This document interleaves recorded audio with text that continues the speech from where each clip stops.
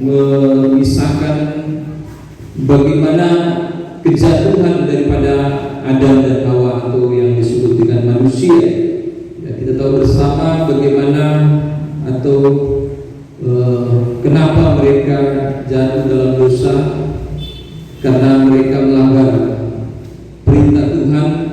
Tuhan mengatakan jangan makan buah pohon pengetahuan yang baik dan jahat. Semua boleh kamu makan, semua boleh kalian makan, hanya satu itu yang tidak boleh kalian makan. Tetapi Adam dan Hawa memakan buah pohon tersebut, sehingga mereka jatuh di dalam dosa. Dosa merupakan pelanggaran terhadap perintah Allah. Secara sederhana seperti itu pengertiannya. Nah, oleh sebab itu di sini kita bisa melihat bahwa setelah mereka melakukan dosa, yaitu melanggar perintah Allah, maka ada beberapa konsekuensi atau beberapa hal yang terjadi sebagaimana yang sudah kita bacakan, dan diantaranya adalah manusia melihat keadaannya dalam keadaan telanjang. Ya, memang sebelum manusia jatuh dalam dosa, manusia memang sudah dalam keadaan telanjang. Tetapi ketika manusia itu makan buah pohon pengetahuan yang baik dan yang jahat, sadarlah mereka bahwa mereka dalam keadaan telanjang, tidak mengenakan pakaian atau apa yang menutupi tubuh mereka. Ini menandakan, menggambarkan bagaimana atau setelah manusia melakukan dosa, manusia telah menghilangkan kemuliaan Allah. Di Roma pasal 3 ayat 23 di situ sangat jelas dikatakan bahwa semua manusia, tidak ada satupun manusia yang tidak kehilangan kemuliaan Tuhan. Walaupun manusia yang berbuat dosa yaitu Adam dan Hawa, tetapi semua keturunan manusia juga mengalami hal yang sama, yaitu telah kehilangan kemuliaan. Kemuliaan Allah ketika Tuhan menciptakan manusia. Tuhan katakan Allah menciptakan manusia menurut gambar dan rupa Allah. Ketika Allah menciptakan manusia menurut gambar dan rupa Allah, di situ juga kemuliaan Allah Tuhan berikan kepada manusia, kepada Adam. Sehingga dengan kemuliaan itu, yang di dalamnya ada kuasa Allah yang dapat mengerjakan segala sesuatu dalam kehidupan manusia, yaitu manusia punya kuasa atas seluruh bumi ini. Manusia mampu menaklukkan bumi ini, bahkan seluruh bumi ini itu menghormati, menghargai, takut kepada manusia. Dikarenakan apa? Ada kemuliaan Allah. Tetapi ketika manusia jatuh dalam dosa dan manusia hilang kemuliaan, sehingga kita tahu sesudah itu dampak yang terjadi. Nah, itu hal yang pertama yang kita bisa lihat. Kemudian juga ketika manusia melakukan dosa dan kemudian manusia mendengar ada suara yang berdetak, adalah suara langkah kaki, dan manusia sadar bahwa di situ ada Allah di tengah-tengah taman yang sebelumnya mereka tidak tahu bahwa Allah ada, sudah ada dan memang ada di taman itu. Manusia tidak sadar, manusia mungkin tidak melihat ada keberadaan Allah di taman itu, sehingga juga seringkali banyak terjadi dalam realita kehidupan kita. Kita tidak tahu bahwa sesungguhnya Allah ada di tengah-tengah kehidupan kita, tetapi kita tidak sadar, sehingga ya kita melakukan perbuatan-perbuatan dosa, melakukan sesuatu dan lain hal yang tidak Tuhan kehendaki dalam kehidupan kita. Tetapi sungguh-sungguhnya Allah ada dan melihat kehidupan kita. Ini yang membuka pikiran, membuka mata kita. Walaupun mata kita tidak melihat, tetapi harus kita sadari bahwa Allah itu ada di tengah-tengah kita dan menyaksikan kehidupan kita. Makanya kan ada lagu sebelum hati-hati gunakan tanganmu pengen, karena Bapa di surga melihat ke bawah. Tuhan selalu lihat. Makanya harus kita mempunyai keawasan diri, kesadaran diri. Ketika kita ingin melakukan perbuatan, kita harus mengingat bahwa ada Tuhan dalam kehidupan kita, sehingga kita harus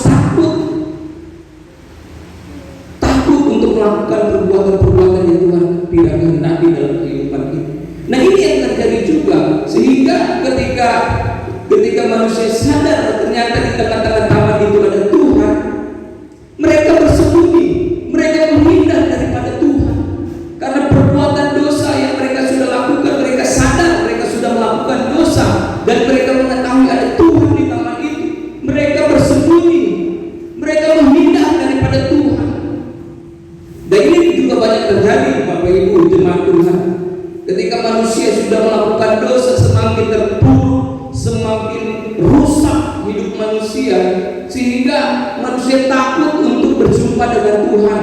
Karena memang manusia sadar akan perbuatannya. Si bening manusia sadar akan perbuatannya. Ada manusia yang sudah tidak sadar lagi, maka sudah tidak peduli lagi.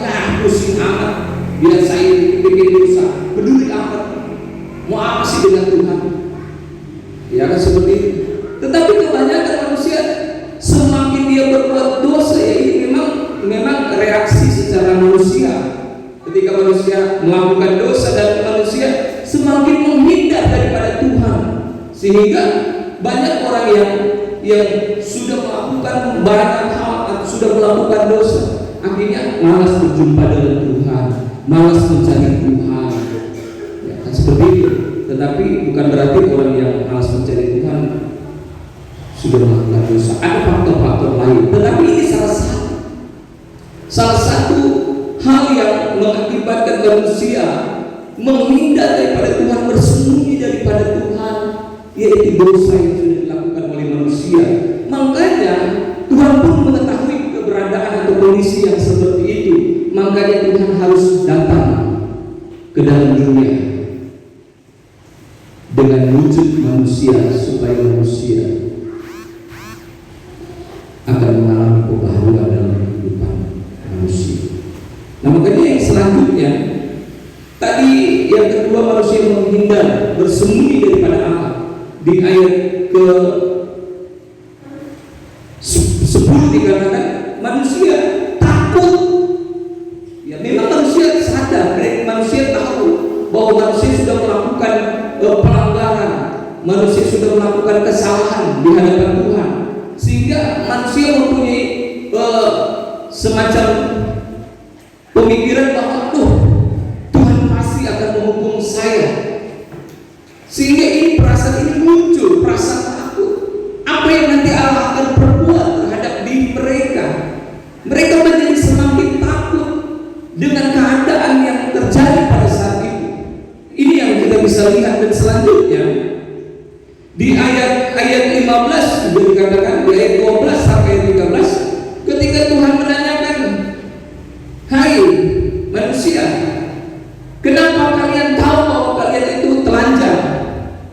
Tuhan bilang, apakah kalian sudah makan buah pohon pengetahuan tentang yang baik dan jahat yang kularang itu? Bukannya Tuhan tidak tahu, tetapi Tuhan ingin meminta keterangan secara langsung dan ingin manusia jujur memberitahu apa yang mereka lakukan. Tuhan bilang, kalian sudah makan. Apakah kalian sudah makan? Sehingga kalian sadar, mata kalian terbuka bahwa kalian dalam keadaan telanjang. Ketika manusia ditanya, ini ada ditanya seperti itu, manusia bilang, itu Dabu itu yang Tuhan tempatkan di sisinya, bukan jadi penolong, jadi penjerumus. Seperti itu realita hidup, seperti itu, saudara. Dan perempuan ini juga tidak mau kalah, tidak mau disalahkan. Perempuan bilang, bulan pesalah. Coba kalau bulan tidak goda, saya tidak akan melakukan hal seperti itu. Akhirnya ular juga bingung, tuduh kepada siapa, ya kan? Tetapi ini bukan soal saling mempersalahkan satu dengan yang lainnya, tetapi harus kembali kepada diri sendiri. Kenapa? Jangan kita persalahkan orang lain, tapi kita harus mengoreksi diri kita sendiri. Kesalahan kita walaupun diakibatkan orang lain, tetapi kita juga sudah melakukan kesalahan dan kita harus juga menanggung akibatnya. Makanya apa? Tuhan bilang, manusia sudah jauh. Nenek dicatat di dalam kita. Tapi istilahnya seperti ini, manusia sudah jauh, sudah terlalu, tidak usah terlalu banyak alasan. Salah saja, jangan terlalu banyak alasan. Sama seperti Saul, ketika Tuhan bilang jangan ini, dia melanggar. Saul bilang, Tuhan, kita kan tidak bantai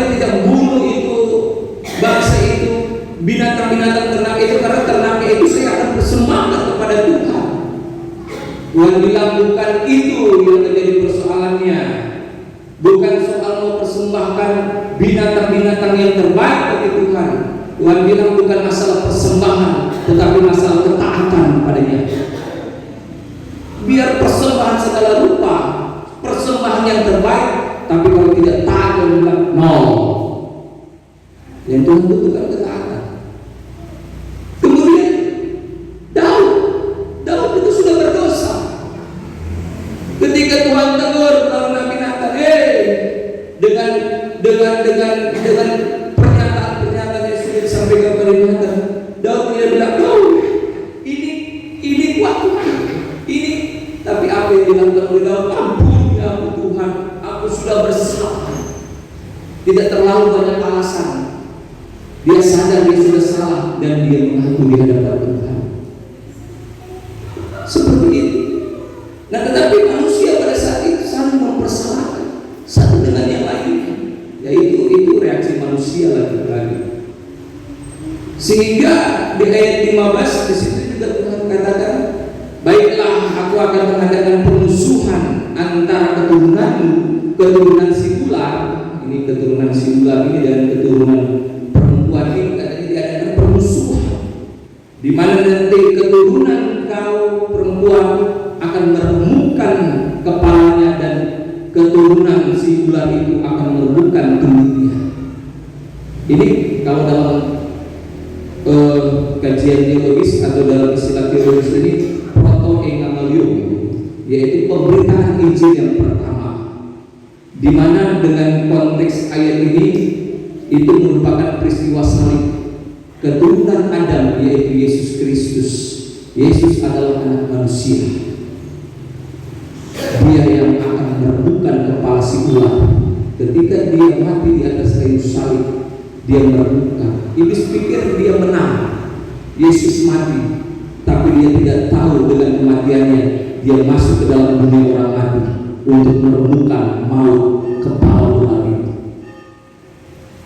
Walaupun si ular meremukkan tubuh, kan diremukkan tubuhnya. Ya, pada saat itu diremukkan tubuhnya Yesus. Kenapa? Belum mati kesian. Makanya dengan dia menjijit ini kan ini yang mempertahankan dia bisa bernapas hidup. Tapi sudah mau sabat ini tidak boleh ada yang tergantung di kayu salib, sehingga harus diremukkan tubuhnya. Itu membuat itu bukan cuma sembarang membuat, tetapi itu membuat itu merupakan perkataan Allah dan yang terjadi. Sehingga dia harus dipatahkan tubuhnya dan dia akhirnya menghembuskan nafas terakhir. Si ular sudah mematahkan tumitnya, tetapi Yesus Kristus mematahkan meremukkan kepalanya. Manusia Adam kalah melawan si setan waktu itu, tetapi manusia yang Tuhan kirim ke dunia ini meremukkan kepala si iblis. Jadi terjadi permusuhan. Akibat dosa terjadi permusuhan antara satu dengan yang lain. Ya kan? Kita bisa lihat dalam sejarah dunia, sejarah manusia terjadi permusuhan satu dengan yang lain. Itu dikarenakan apa? Ya sudah seperti itu. Itu akibat perbuatan hanya dua orang, yaitu Adam dan Hawa, mengakibatkan kita semua merasakan dampak. Bahkan di ayat selanjutnya dikatakan terkutuklah tanah. Bayangkan itu tanah tidak berbuat dosa, tetapi karena perbuatan dosa dari Adam dan Hawa, tanah pun mengakibatkan terkutuk. Yaitu kenapa Tuhan mengutuk tanah itu juga karena apa? Karena manusia hidup itu dari tanah. Oleh sebab itu, secara tidak langsung juga Tuhan mengutuk manusia. Dengan kata lain, dikutuk itu kan berarti tidak diberkati. Orang kalau terkutuk itu berarti dia tidak diberkati. Makanya ketika Tuhan mengutuk tanah, terkutuk tanah, karena tanah merupakan yang menjadi penghidupan manusia, dan dampaknya itu pun juga terjadi dalam kehidupan manusia. Manusia tidak mengalami keberkatan Tuhan. Makanya selanjutnya Tuhan bilang dengan bersusah payah. Jadi salah satu akibat dari dosa yang manusia lakukan adalah manusia menjadi bersusah payah bekerja untuk mendapatkan penghidupan. Sebelum manusia jadi dalam dosa, manusia menikmati berkat Tuhan. Silakan ambil, puas, bebas. Hanya kalian berdua silakan nikmati di seluas-luas taman ini, buah-buah yang ada di dalam taman ini silakan. Tetapi ketika manusia melakukan dosa, tanah tidak memberikan penghidupan lagi bagi manusia. Manusia harus bekerja keras, bersusah payah. Dan sampai sekarang ini kan kita lihat, kita rasakan begitu susahnya kita mau bekerja, kita mencari, ya kan? Itu diakibatkan dampak dari Adam dan Hawa, dosa Adam dan Hawa, ya kan? Tetapi kan katakan kalau bagi orang yang mau bekerja bersusah payah, maka akan menikmati berkat. Yang sebelumnya kalau manusia tidak terlalu begitu berat untuk bekerja keras bersusah payah, manusia sudah bisa merasakan menikmati berkat Tuhan. Nah, seperti itu saudara-saudara. Kita bisa melihat bahwa begitu banyak dan sangat-sangat banyak hal yang terjadi. Bahkan di ayat terakhir dikatakan manusia diusir dari taman Eden. Manusia terpisah daripada Allah. Manusia itu kalau hidup tanpa Allah itu manusia akan hancur, binasa. Kalau orang pacaran bilang, kalau tanpa ada dirimu di sisiku, rasanya mati hidup ini. Apalagi kita terpisah jauh daripada Tuhan, bukan cuma mati lagi, tidak ada kehidupan. Seperti itu yang terjadi yang dialami oleh manusia. Nah makanya di sini kita sangat jelas firman Tuhan mengajarkan kepada kita bahwa begitu beratnya, begitu sengsaranya, begitu menderitanya manusia yang dilahirkan oleh keturunan Adam dan Hawa termasuk kita. Kita mengalami hal tersebut.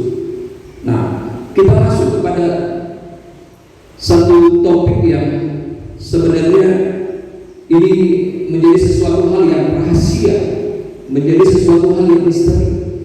Ketika manusia sudah melakukan dosa dan Tuhan bilang kalian sudah berbuat dosa dan Tuhan menghukum manusia itu, Tuhan bilang, hei manusia harus dikeluarkan. Tuhan bilang di tengah-tengah taman itu bukan hanya buah pohon pengetahuan tentang yang baik dan yang jahat, tetapi ada satu pohon lagi namanya buah pohon kehidupan. Di mana itu? Ayat 20 coba dibaca. Bapak Desi boleh minta tolong dibacakan. Ayat kan ayat 20. Ayat 23 dan 23. Lalu Tuhan Allah mengusir dia dari tanah Eden supaya ia mengubah tanah dari menanti lagi. Ia mengaruh Ayat 22 pertama. bagaimana Tuhan sesungguhnya kita menjadi seperti salah satu dari kita, tahu tentang yang baik dan yang jahat. Karena sekarang jangan sampai dia mengulurkan tangannya dan mengambil pula dari dua pohon kehidupan ini, maka dan makan sehingga ia hidup untuk selama-lamanya. Di situ ada satu pohon kehidupan, ada satu pohon yang namanya pohon kehidupan. Tuhan bilang jangan sampai mereka makan, sehingga orang fusir. Kenapa? Tuhan tidak memperkenankan mereka makan, karena kalau seandainya mereka makan, Tuhan yang bilang sendiri mereka akan hidup selama-lamanya. Akibat dosa mereka harus mengalami kebinasaan. Tetapi kalau mereka sampai makan buah pohon kehidupan itu, mereka tidak akan binasa. Mereka akan hidup selama-lamanya. Makanya Tuhan bilang jangan usir.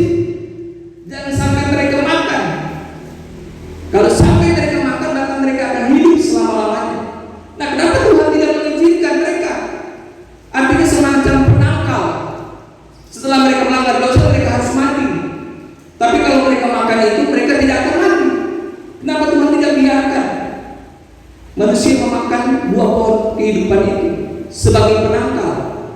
Karena kalau sampai manusia makan buah pohon pengetahuan itu, dan memang pasti manusia akan hidup selama-lamanya, tapi hidup manusia dalam keadaan berdosa, hidup manusia dalam kejahatan. Dan kalau sampai manusia, keturunan manusia yang begitu banyak dari zaman Adam sampai zaman sekarang tidak ada yang mati karena ada makan buah pohon pengetahuan, buah pohon kehidupan itu, dan hidup manusia dalam keadaan bobrok, mau jadi apa dunia ini, saudara-saudara? Bisa bayangkan atau tidak? Tidak ada satupun yang mati, tetapi setiap manusia melakukan perbuatan jahat, saling membunuh, dunia ini dalam keadaan mencekam. Apa yang terjadi?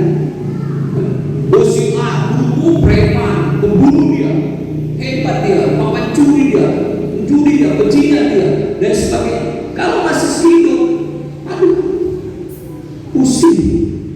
Seringkali kan kita bilang, dibayar mati cukup orang, pusing lihat orang-orang model babi dia.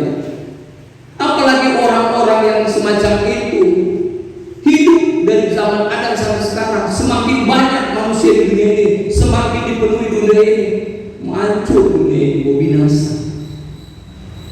Nah, Tuhan tidak menghendaki hal itu terjadi. Karena apa? Ada cara dan rancangan yang Allah akan kerjakan dalam kehidupan manusia dan dunia ini. Apa yang Tuhan ingin kerjakan? Yang pertama, Tuhan ingin melakukan penebusan.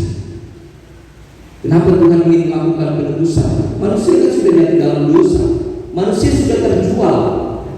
Realita manusia sudah terjual. Jadi manusia yang berdosa, manusia itu sudah terjual kepada maut.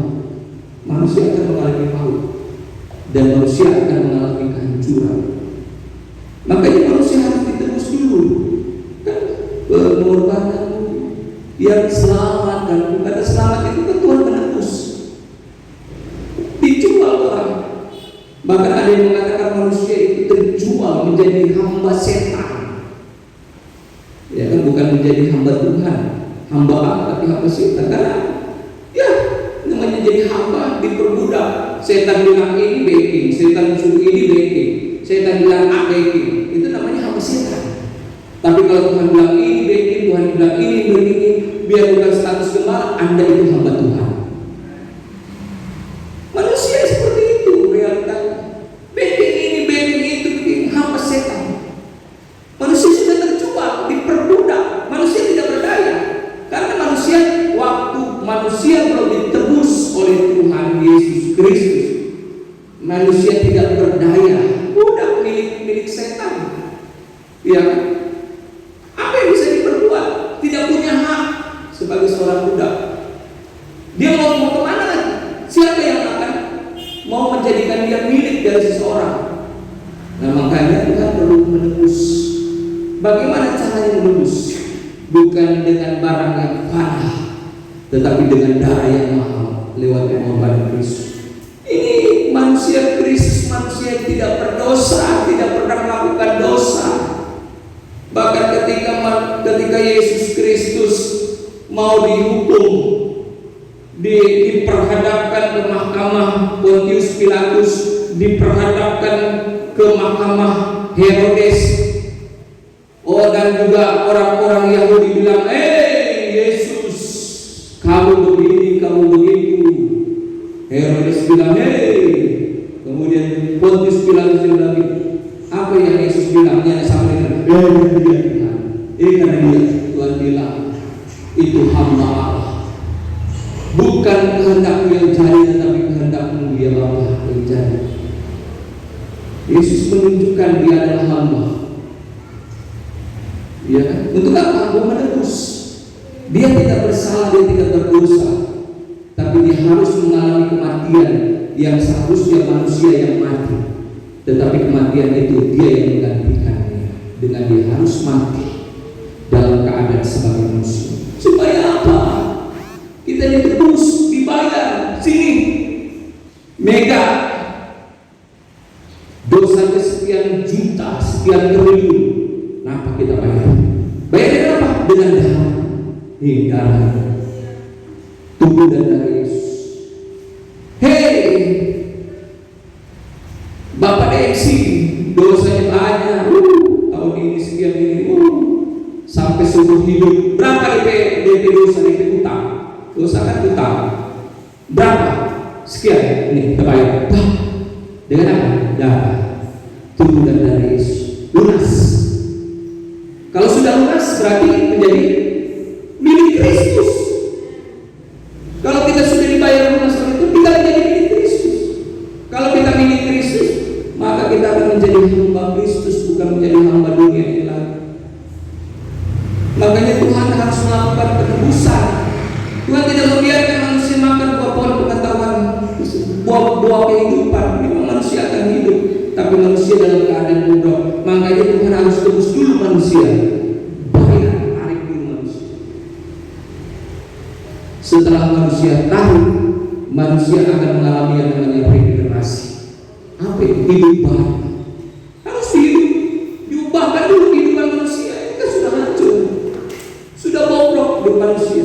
Manusia harus diubah, harus mengalami kehidupan baru, regenerasi. Manusia sudah mati, makanya Yesus bilang manusia harus lahir dari atas. Manusia pertama lahir dari debu dan tanah. Walaupun Tuhan menghembuskan napas hidupnya, tetapi manusia pertama sudah gagal. Maka harus ada manusia yang berasal dari surga, yaitu Yesus Kristus. Supaya apa? Tubuh dan darah Yesus Kristus itu menjadi tubuh, menjadi bagian dalam kehidupan kita. Supaya kita semakin diperbaharui. Kita harus lahir baru dulu, tadi saya katakan regenerasi. Setelah mengalami regenerasi bawah, selanjutnya kita akan mengalami restorasi. Harus ada pemulihan dalam kehidupan kita, dan terus menerus sepanjang kehidupan kita harus ada pemulihan demi pemulihan. Dulunya kita begini, sekarang kita harus bertobat, kita harus dipulihkan, kita harus melakukan yang sesuai dengan kehendak Tuhan. Itu yang ingin Tuhan kehendaki. Bukan secara instan, Tuhan bisa saja berpensi, Tuhan tidak seperti itu. Ada cara dan rancangan Tuhan yang luar biasa yang Tuhan kerjakan dalam kehidupan dia dan manusia, termasuk kita. Dan selanjutnya kita baca di Wahyu pasal 2 ayat 7. Coba, ini yang terakhir.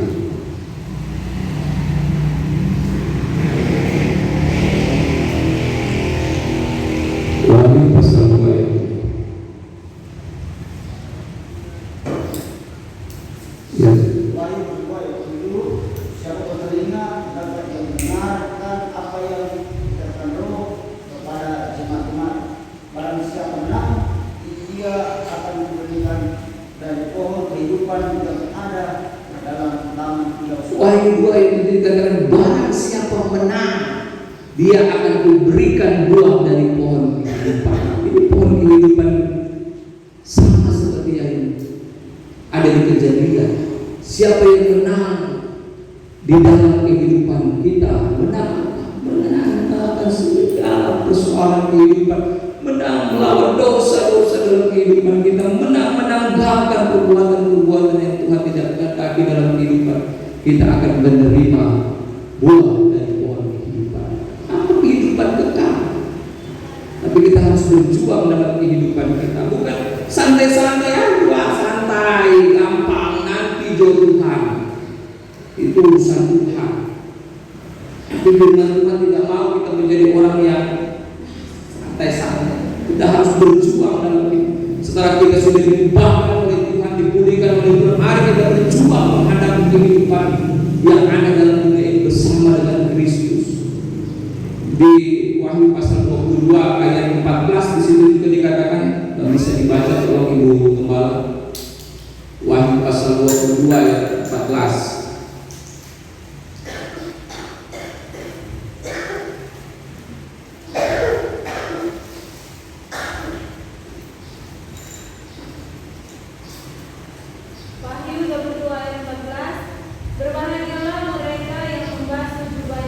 Mereka akan memperoleh hak atas pohon-pohon kehidupan, dan berbahagialah mereka yang membasuh jubahnya. Itu jubah kita, perangai kita. Perangai itu kan perbuatan tindakan kita. Perangai-perangai kita yang kotor, yang jorok, itu harus dibersihkan. Dibersihkan dengan apa? Dengan darah Yesus Kristus yang mampu membersihkan hidup kita. Makanya kita setiap bulan melakukan perjamuan apa supaya menandakan, Tuhan bersihkan hidupku ini, basuh jubahku ya Tuhan, supaya apa? Aku layak di hadapan-Mu dan aku akan memperoleh hak atas pohon kehidupan ini. Di ayat 15 dikatakan, kan, di ayat 14, mereka akan memperoleh hak atas pohon kehidupan dan masuk melalui pintu-pintu gerbang dalam kota itu. Itu taman Allah. Kita akan masuk ke dalam taman Allah Firdaus itu, menikmati. Ini kan gambaran juga, menikmati kemuliaan Allah kembali, menikmati kehidupan kekal, menikmati segala berkat yang Tuhan berikan sesuai dengan janji Tuhan dalam kehidupan kita. Tapi di ayat 15 dikatakan, tetapi anjing-anjing dan tukang-tukang sihir, orang-orang sundal, orang-orang pembunuh, penyembah-penyembah berhala, dan setiap orang yang mencintai dusta dan yang melakukannya tinggal di luar. Artinya tidak mendapat bagian. Kalau tinggal di luar, tinggal di mana itu? Di neraka. Di sini dikatakan anjing-anjing. Anjing-anjing itu sebuah analogi. Kalau bagi orang Yahudi, mereka ketika mengatakan anjing-anjing itu menunjukkan orang-orang najis, orang-orang yang kafir. Orang-orang kafir itu adalah orang-orang yang tidak percaya dan taat kepada Allah. Sampai sekarang kan ada orang suka sekali bilang, kafir sana, kafir agama kafir. Ya seperti itu pemahamannya. Jadi bagi orang yang bukan dalam keyakinan mereka, yaitu mereka percaya kepada Allah yang mereka sembah dan tidak taat kepada mereka, mereka itu disebut kafir. Tapi kalau dalam pemikiran atau pemahaman orang Yahudi, mereka menganalogikannya dengan anjing-anjing, orang-orang najis, orang-orang yang tidak dibasuh, tidak dibersihkan, orang-orang yang kotor. Makanya di ayat 15 dikatakan, berbahagialah mereka yang membasuh jubah. Kita harus perlu dibasuh dengan darah Yesus, supaya kita bersih kita di hadapan Tuhan, sehingga kita memperoleh hidup yang kekal bersama dengan Tuhan di tangan Allah yang sungguh tidak ada luar biasa. Haleluya. Mari kita masuk. Ku telah mati